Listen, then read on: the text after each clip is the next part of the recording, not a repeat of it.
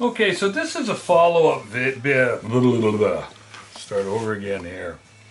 This is a follow-up vid, not bid. I'm going to clarify a couple of the points I made in the last video. And I'm going to talk about a few things that I ran out of time on and wasn't able to talk about on the last video. Basically, this is video, add-on video to my initial firing, my initial testing of the 277 SIG case. Blown into shape, massaged, and turned into a 6x47L. I shot it today in my 6x47L, which is a match cartridge that runs at 80,000 psi. It wins matches. In my opinion, it's the winningest setup on the planet, although in real life, something called a dasher beat it to the punch by a few years, got its feet on the ground, and because of sheer ignorance in numbers and the fact that people don't experiment, it is currently a much more popular. There are people that will argue till they're blue in the face that they've tried the 6x47 built from the 6.5 case, and it did not work as good as the dasher. Well, that's because 99.9% of the people in the world who have ever built either one of the two have built them wrong.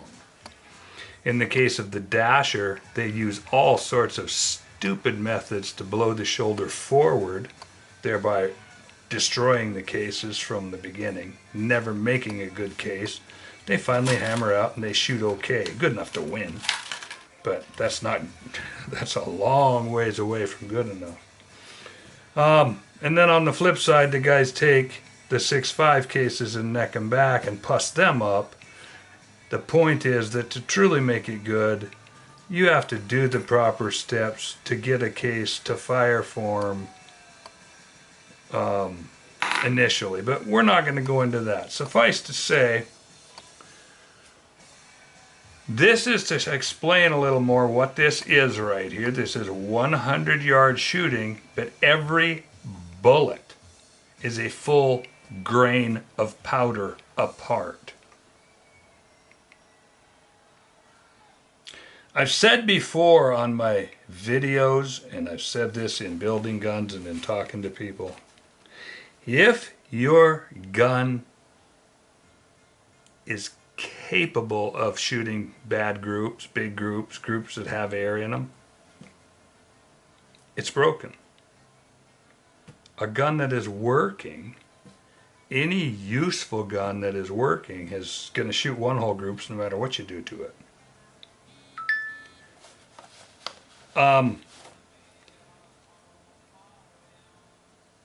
This is a pressure test.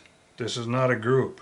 There are no flags. There was no attempt made. I didn't even watch the wind. The wind was blustering up to 12, 14 miles an hour today.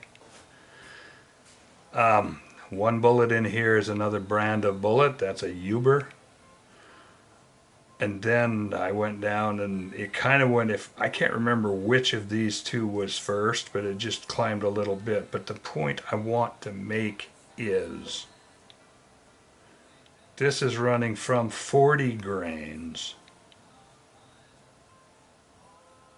all the way up to 46 with one half-grain split and one double and one other double where I fired a Uber bullet before I started my burger bullets, because I don't want to waste my Ubers. My Ubers are precious. But I wanted to baseline with my actual match load. The only difference is this is my match bullet, but I used RL-17 powder, and this is equivalent. This is the, I don't remember. As far as I know, I can just take RL-17, but the point is that load came in just almost exactly the same as my H-4350 load. So this isn't the group. These here these top 3 have got an entire grain of powder in them. This is, if memory serves, I could look at my papers. Well, they're over here on the counter. That was, oh, it must be my other ones, because this doesn't have, no, this is it. Started at 40, went up to 46 grains. Any of you who reload know that that's just ridiculous. Nobody has ever jumped in 1 grain increments from 40 to 46. I went up to 4. I started down here at, well, I started down at 40, which would be right where the velocity, I can say that that would be 3150-ish velocity. Then 3220-ish, I jumped up to 41 grains, didn't get a reading, 32, and when I finally got a reading at 42 grains, I was already up to 3293. Then I went up to 33, I'm jumping up 70 feet per second per grain. And I just kept going, 3,400, all the way up. We're not talking about load work up. We're not talking about tenths. We're not talking about 2 clicks up. We're not talking, you know, a couple tenths of it. We're not talking a half. We're not talking a quarter grain increments. We're talking full. This group is in full 1 grain increments. And if you take, there's 7, there is 1 half grain increment in there.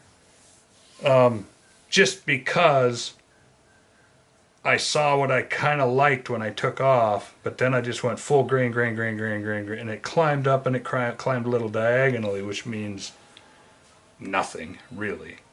But anyway, this is not a group.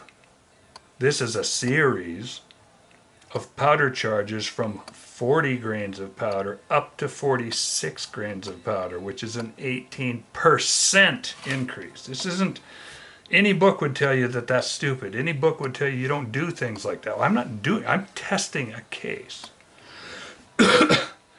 Any of these, as the climb went up, and this is weird, I've never really seen, and I won't even swear that these all climb up the paper like this.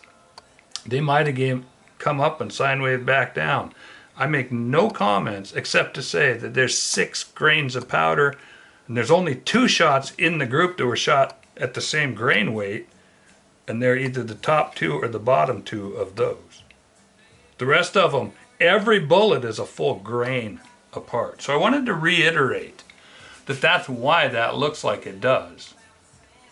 I also want to mention, now that if I've piqued your interest at all, if you're watching this and not knowing what I'm talking about, this is part 2 of a 2-part series. It's an add-on video. It's an addition video.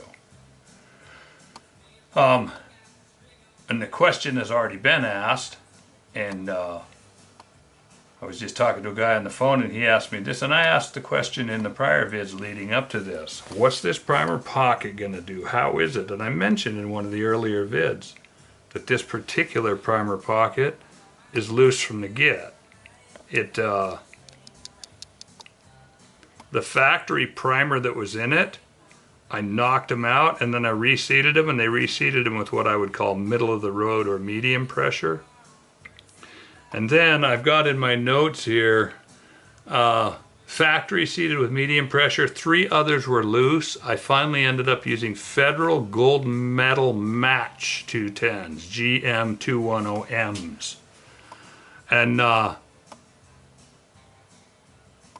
pretty much the last 5 or 6 rounds at least were fired with gold metal. And you know, I had taken another case prior to this and not shot it at a target because I didn't even want to turn the lights on, but I just checked some primers and fired them out the window. So I do know that I tested more primers than I fired. But I'm blowing this case up so that you can see it, so that I can describe. This is a SIG 277 case that has been just hammered together using a bunch of old reloading dies, turned into a 6x47L case, and this case has itself been fired 10 times, simply by shooting it, poking the primer out with a punch, poking a new primer in the back, dumping another grain in it from the last, prior to the last firing. If it was 43 grains, I jumped up to 44 grains and jammed a bullet in there. It slips down. I actually have to use the press sometimes to get it started. And then it's in there with, you can adjust it with finger pressure essentially. In this case has been fired repeat. It's never been sized. It's never been through the sizer. I did at the end run it into my sizer as it was set up from literally 5 years ago when I last shot a competition. To another gun, to another, as I said, I didn't do anything to adjust. I just put it in, rammed it down, because I got sick of knocking primers out. I used it to pop the primers out and touch the shoulder. And so what really happened was the max that I used in competition and in everything, I've fired this for what I call the perfect 6x47 for, probably 18 years now. I did a whole expose, a big write-up on Bench Rest Central called Al's 6x47L, in which I showed how I got the cases, how I built the cases, how I put this thing together from day one. It died long before I started shooting in competition, I think, but it doesn't matter. It has everything about designing and building the 6x47, the original one, back before there were 6x47 cases. And the max on that guy is the maxi, and you want to be careful with it. It's about 3,200. Today, in one swell foop, I went out and went an ounce at a time, I went a blob at a time, I went a full grain at a time with 105 burgers. I went bam, bam, bam, bam, bam up the ladder. Nothing like a ladder or ladder test or all this stuff people talk about. But I ran it up to 3,600, and I'm not out. I'm not done. Didn't run out. All I did was I ran out of room in the case. I can't physically dump enough powder into it. Now I have to get something called a drop tube set up and trickle the cases, and I'll be able to get another 2 grains. So I might run this thing up to 37 or 3,800 feet per second. That's just screaming. But I ran out of case room. So what I did then was I broke out a box of Don Lahr's 125 grain 6mm's. These require like a 6 twist to not fall over in the air. I don't even know if a 7 twist will stabilize them. These are big. This is a 125 grain 6mm. I shot 2 more on this case, so this case has been fired 2 more times. I basically shot in the first one, I set the powder, I took a swag at and I hit it. My original 6x47 and all of its iterations and all of its numbers and all of its guns and all of its goodness shoots a 108 Uber at a baseline of around 3,200. 3,200 feet per second. I slobbered powder at this, put in a 125 grain Don Lahr bullet, and hit 3220. I went up a full grain, and I was right at 3,300. No. Anyway, I set my notes aside. So it went up about 80 feet per second. It wasn't a full 100. And I stopped. I still had the room, but these bullets didn't hit the paper. They keyholed. Because I'm shooting them out of an 8 twist, worn out old gun. And I just wanted to get a starting load for this, and I'm going to have to order up a 6 or 7 twist barrel for this. I've got these bullets. I ordered them. Don made them for me, and they haven't stabilized in any of my barrels. I had a 7-inch 7¼ to 8 gainer for a while, actually 8 to 7¼ and I thought it would stabilize them, but it doesn't. So again, I fired a couple of these through just to get a velocity reading. This case pushes the 125 grainer comfortably hotter than a brass case will push the 105s.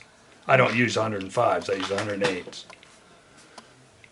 So, I'm going to probably set these aside until I get a barrel that'll shoot them and then run this through the paces. I can probably get this 125 up to, I don't know, 3,500. I don't know. I don't know where the top of this thing is. But the 125s didn't pressure in any way. I haven't pressured anything. And right now, with 10 or 12 firings on this case, the primers haven't done anything. I haven't popped a primer. I mean, they're kind of flat, but they're not.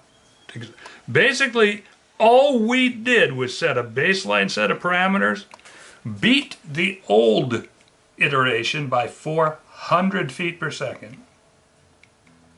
which is tremendous. That's huge. Proved concept. And so I can say, my newly coined phrase has been, not only is it a success, it's an incredible success. And I just wanted to, first I wanted to talk about the 125s, because I didn't in the last video mention that I did shoot 125 grain bullets in here. And talk a little bit about the primer pockets. And then state one more time, this has happened just too much. I've had too much wind. This is an unqualified success. Yet again. I've got to quit doing that. I have to stop, I have to back off, I got to fail somewhere or I'm going to get that big head. I'm going to be... Anyway, just clarifying a few points on this and letting y'alls know that this 277 Sig Fury case is all that. Thank you much.